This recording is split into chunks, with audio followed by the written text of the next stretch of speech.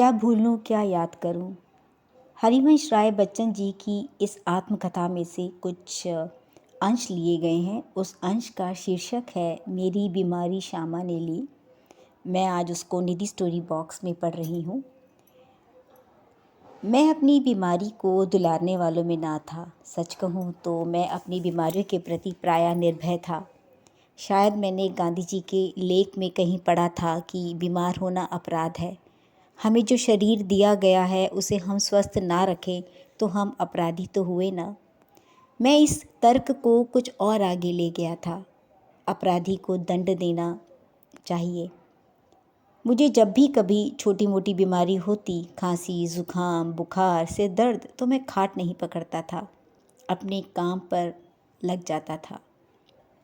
वैसे भी मजदूरी करके रोटी कमाने वाले को बीमार पड़ने का क्या अधिकार है। बुखार मुझे सब तरह से सहायक, प्रेरक, उत्साहक लगता था। वह मुझे एक आग जिसमें मेरी अनुभूतियों में ताप आता था, जिसमें गल पिघल कर मेरा हृदय ढलता था। एक तरह की भट्टी जो मेरे विचार, भाव, कल्पनाओं को उबाल देती थी। बुखार मुझे अब अक्सर रहने लगा था। यह कोई मामूली बुखार ना था। इसका संबंध उस तूफान से था जो पिछले 9 महीनों से मुझे झकझोर रहा था और शांत होने से पूर्व सबसे अधिक विध्वंसक झटका मुझे दे गया था। स्कूल बंद था, ट्यूशनों पर मैं जाता था। उनकी आमदनी की मुझे ज़रूरत थी। किताबों की बिक्री अभी नियमित नहीं थी। सिर पर कर्ज था। बुखार 10 दिन चला, 20 दिन चला, महीने भर चला, 2 महीने चला, जुलाई आ गई। अब बुखार के साथ ट्यूशन पर जाना नहीं होता था। दिन भर स्कूल में पढ़ाना पड़ता। मैं मनी मन सोचने लगा, कहीं मुझे तपेदिक तो नहीं हो गया है। हो गया हो तो एलोपैथी का इलाज तो मेरे बूते से बाहर है। जैसे मेरे जीवा पर सरस्वती बैठी थी।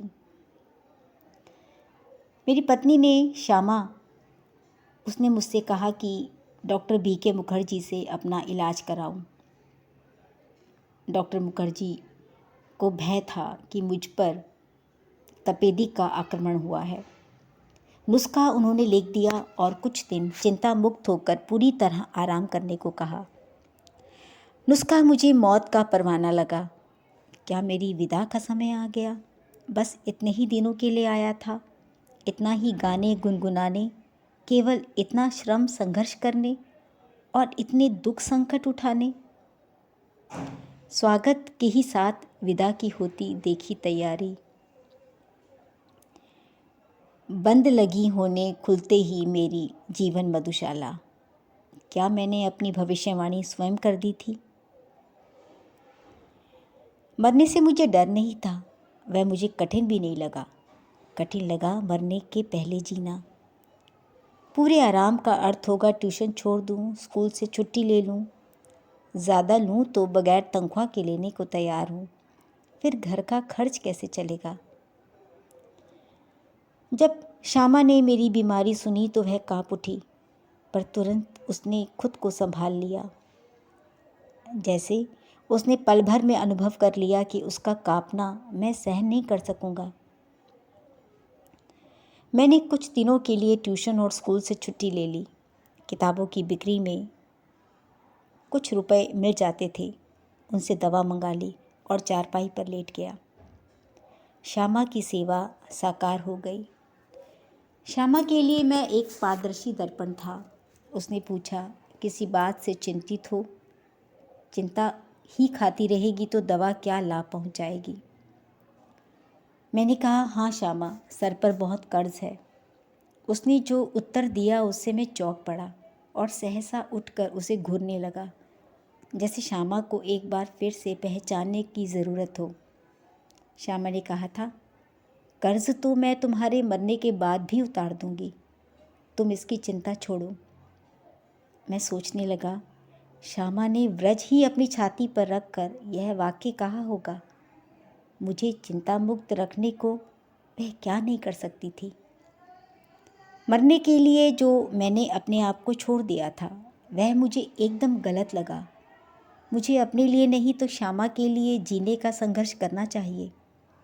श्यामा के लिए मैंने जीवन में कुछ नहीं किया, कभी करने के योग्य नहीं रहा। अब यदि मैं उसे ऐसी स्थिति में छोड़ जाऊं कि वह मरने पर मेरा कर्ज उतारने की चिंता करे, तो मुझसे जघन्य अपराधी कौन होगा। मैं श्यामा के लिए चिंताएं नहीं छोड़ जाऊंगा, जीने का रास्ता खोजूंगा, जीकर अपनी चिंताएं समाप्त करूंगा। एक रात जैसे मेरे कानों में किसी ने कहा, एक रास्ता अब भी है। 15 दिन के ही इलाज में अपना बटुआ खाली हो गया था। मैंने डॉक्टर BK मुखर्जी के पास जाकर कहा, डॉक्टर साहब, आपका इलाज बहुत महंगा है, मेरे पास आपके इलाज के लिए पैसे नहीं। इससे पूर्व कि मैं कुछ और कहूँ या पूछूँ, उन्होंने अपने बदनाम मुँहफट स्वभाव से कहा, पैसे नहीं हैं तो जाओ मरो। मुझे जीवन में चुनौती से ही बल मिलता है। वे यदि मुझे 100 बरस जीने का आशीर्वाद भी देते तो शायद जीने के लिए संघर्ष करने का मुझ में इतना बल ना आता जितना मैंने उनके जाओ मरो शब्दों से इकट्ठा किया। मैंने BK मुखर्जी का नुस्खा फाड़ डाला और श्यामा ने मेरा विरोध ना किया।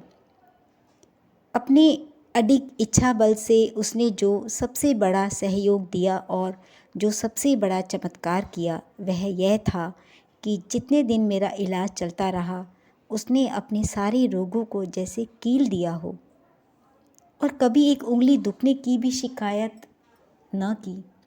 शायद उसके प्रति इस निश्चिंतता ने मुझे अपने रोग से लड़ने का जितना बल दिया उतना किसी चीज़ ने नहीं। इस आत्मनियंत्रण, आत्मनिग्रह, इच्छा बल, हठ योग की समझ में नहीं आता उसे क्या नाम दूँ। बड़ी महंगी कीमत उसे चुकानी पड़ी। मैं अपने तपेदिक बुखार से पूर्णतः मुक्त हो जिस दिन मैंने सामान्य भोजन किया, 15 अप्रैल 1936 को ठीक उसी दिन वह चारपाई पर गिरी और फिर ना उठी। 216 दिन बराबर रोग शैया पर पड़े रहने के बाद 17 नवंबर 1936 को श्यामा ने अपना शरीर छोड़ दिया। श्यामा ने मेरी इतनी सेवा की, इतना सहयोग दिया, इतना उसने अपने को दिया, इतना अपनी ओर से मुझे चिंता विमुक्त रखा और मैं उस संघर्ष में विजयी हुआ। पर उसके संघर्ष में मैंने बहुत अपनी शुभकामनाएं दी, सहयोग दिया, अपनी सेवा दी, बहुत अपने को दिया, पर वह पराजित हो गई। संभवतः एक मोर्चे की कमज़ोरी से वह मेरे विषय में मृत्यु की अंतिम सांसों तक चिंता विमुक्त नहीं हो सकी। दिल छू जाने वाली ऐसी कहानियाँ अगर आप सुनना चाहते हैं तो निधि स्टोरी बॉक्स को सब्सक्राइब कीजिए। कहानियाँ सुन रहे हैं तो लाइक कीजिए, अपने कमेंट्स दीजिए। इससे भी ज़रूरी है कि अपना ख्याल रखना ना भूलें।